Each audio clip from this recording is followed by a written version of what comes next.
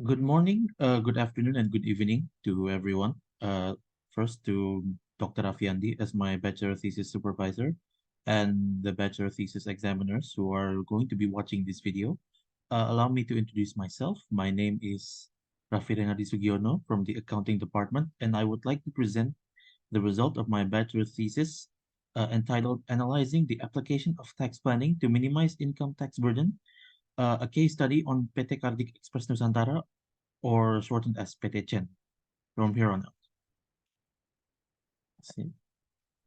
First, we shall see the overview. There are five sections. The first is introduction, then theoretical, continued by theoretical basis, and then research methodology, the research result, and then finally we close with the conclusion and the advice. First, we start with the introduction. So the background of this research is that for companies, tax management is very important. High tax burdens can be seen as a flaw or as a burden, which means that companies will utilize tax management to help minimize its tax liability, ensure legal compliance, and optimize the cash flow and enhance the company's performance and profitability. The first step in tax management is tax planning. Effective tax planning positively impacts a company's income and long-term success along with their performance. With this in mind, the researcher seeks to answer the question, can tax planning help in reducing the tax burden a company must bear? And is there a difference in the amount of taxes owed to the state when the company does tax planning versus when it does not?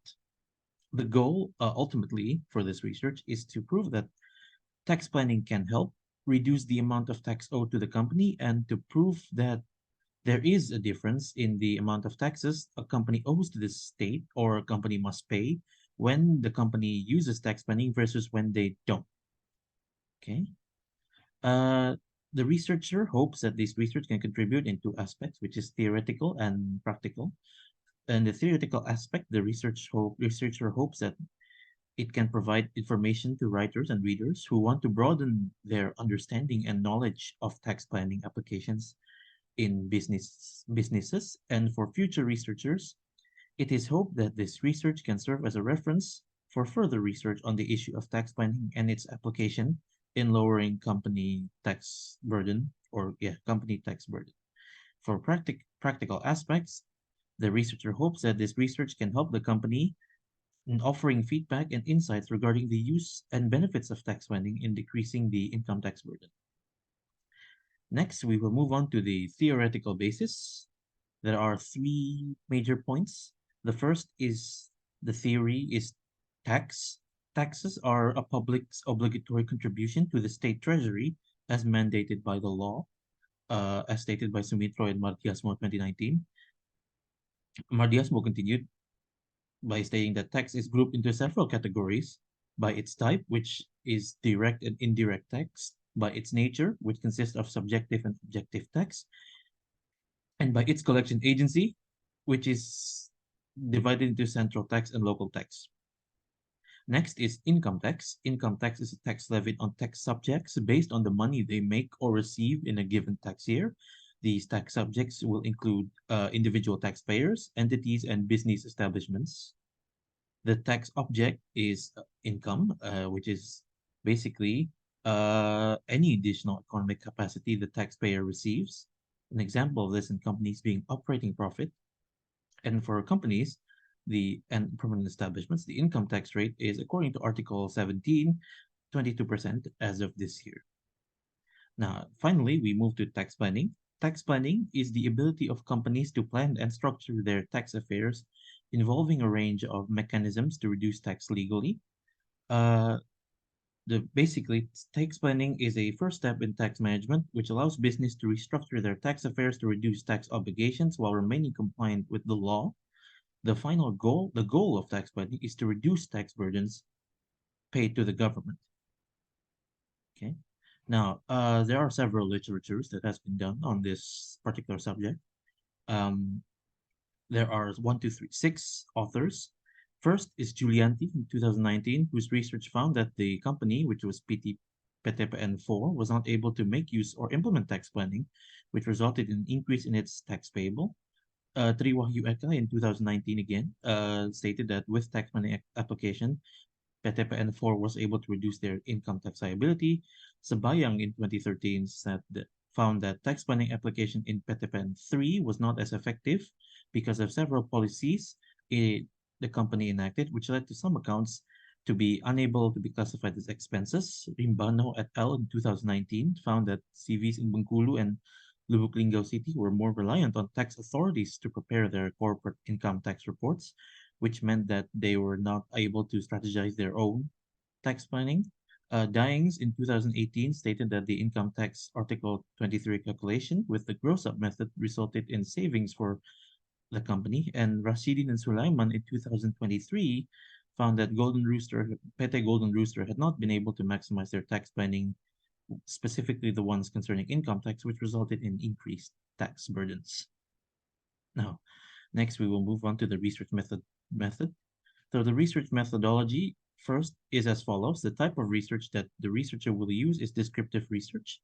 Descriptive research is a research which aims to describe the facts regarding the research object accurately.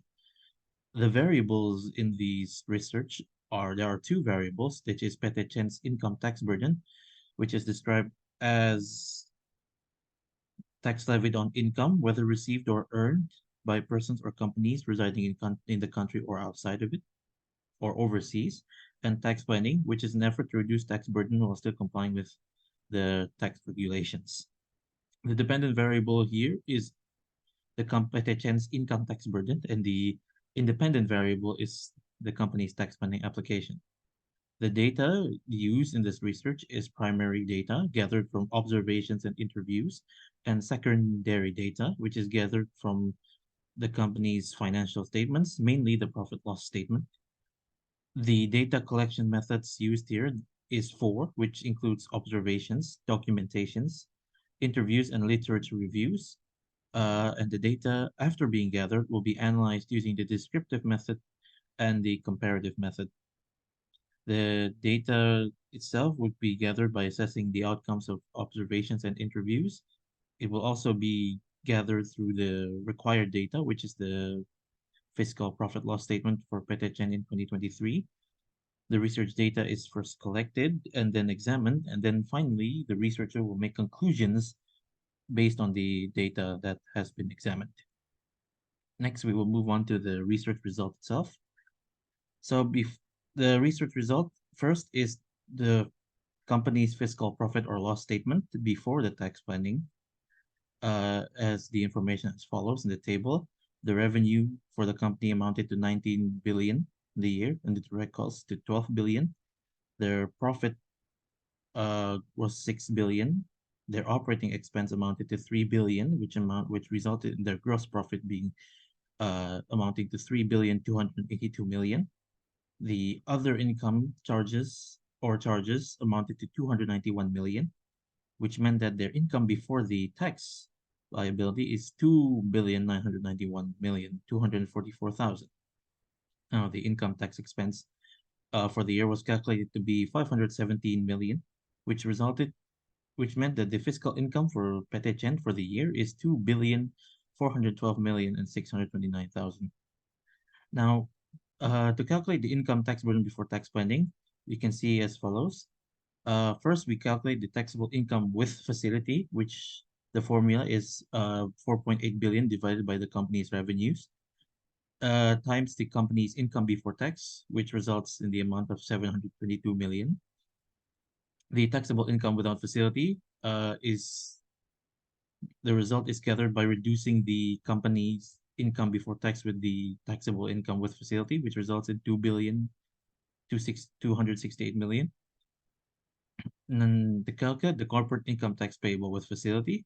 Since the company's revenue was below 50 billion, that means the company gets a facility with their income tax, which is a 50% deduction on the income tax rate, which is why the calculation is 50% times 22% times 722 million, which results in 79 million.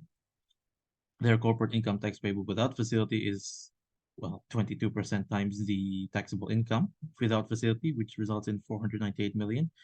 And the corporate income tax payable total is both the tax payable with facility and without facility added together, which results in 578,614,903. So that means the income tax burden for Petichen for the year is 578,614,903 rupiah.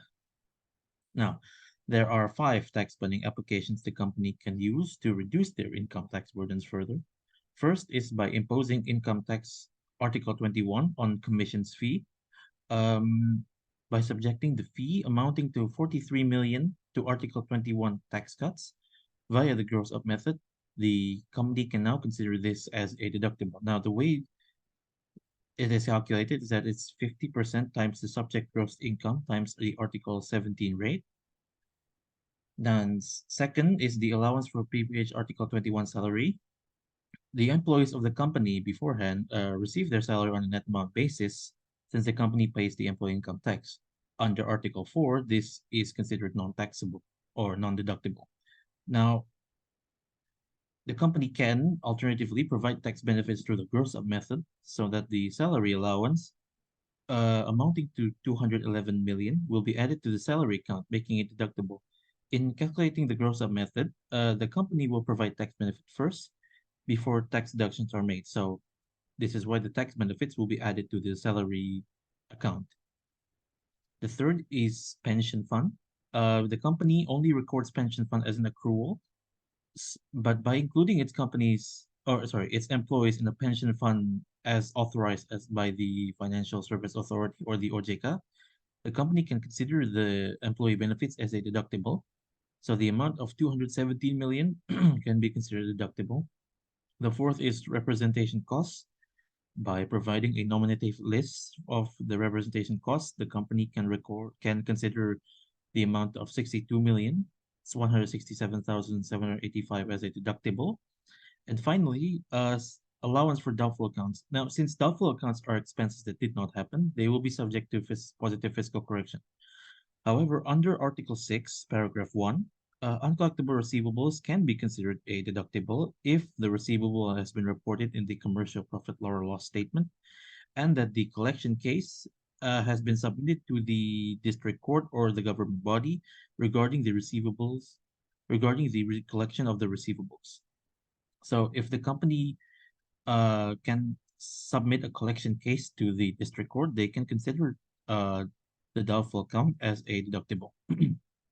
Now, analysis of tax benefit applications, we move on to see what happens to the expenses after and the cost after the tax benefit application. So first is return on commissions. Before tax planning, since it was fiscally corrected, there is no amount. But after tax planning, as you can see, the amount is added again by the gross up method beforehand. So now the amount of return on commissions is 44 million, 131,282. Then it would be added to the other direct costs, which would result in a increase in total direct costs from 12,883,490,396 to 12,927,621,678. Next is operating expenses. As we can see, the salaries amount before tax planning was 2,633,000 after tax planning. Since the allowance amount was added to the salary account, it increases the salary account to 2,845,507,000. The post-employment benefit, this is the pension fund, is now added again. Before tax planning, it was zero. After it's 217 million. Representation costs the same, zero. And after tax planning, 62,167,000. And allowance for doubtful accounts, which before tax planning was fiscally corrected. And after tax planning, you can see the amount is added by 887 million, 122,000.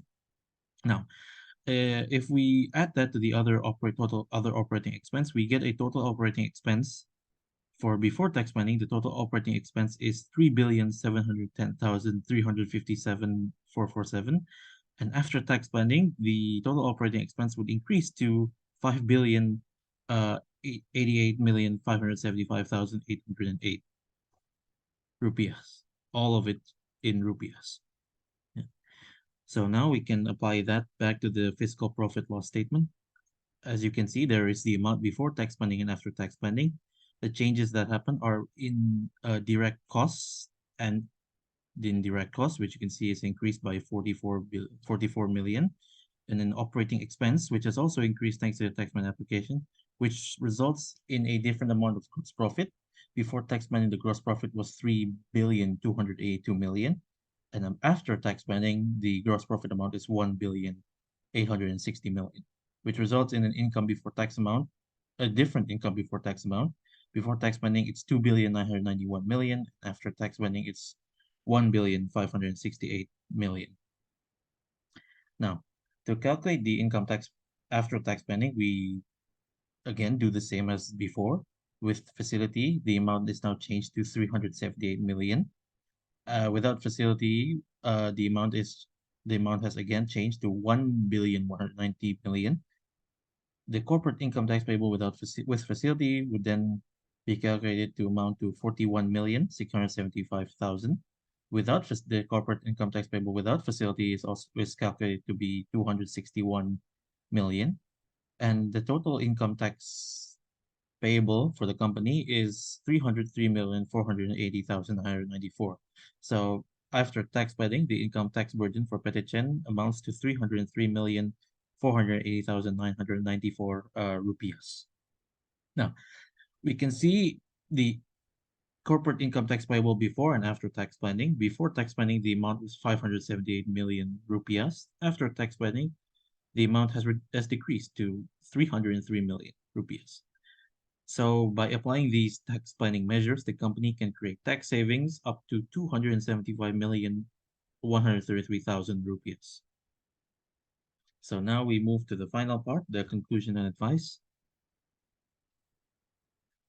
First, it can be said that Petechen did not use tax planning measures because, as we can see, the income tax burden was slightly more higher than before, which means that because they did not use tax planning measures, the company's income tax burden was increased.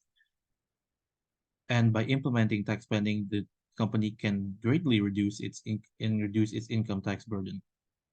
The result of these implementations can result in tax savings for the company up to 275 million rupees, which is a significant amount.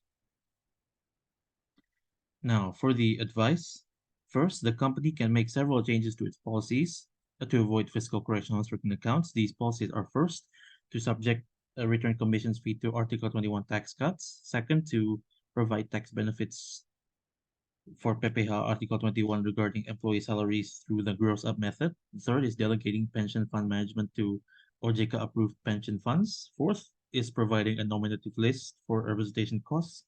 And fifth, it's to file a collection case to district court regarding the company's uncollectible receivables. And after they have applied the taxman applications, the second thing the company should do is to anticipate the introduction of new tax rules and regulations, which are subject to frequent changes. The company should stay aware and adjust its tax planning tactics properly to ensure tax compliance and optimize tax benefits and to avoid tax correction amounts. So that's it for my presentation. Thank you for all of your attention, and assalamualaikum warahmatullahi wabarakatuh.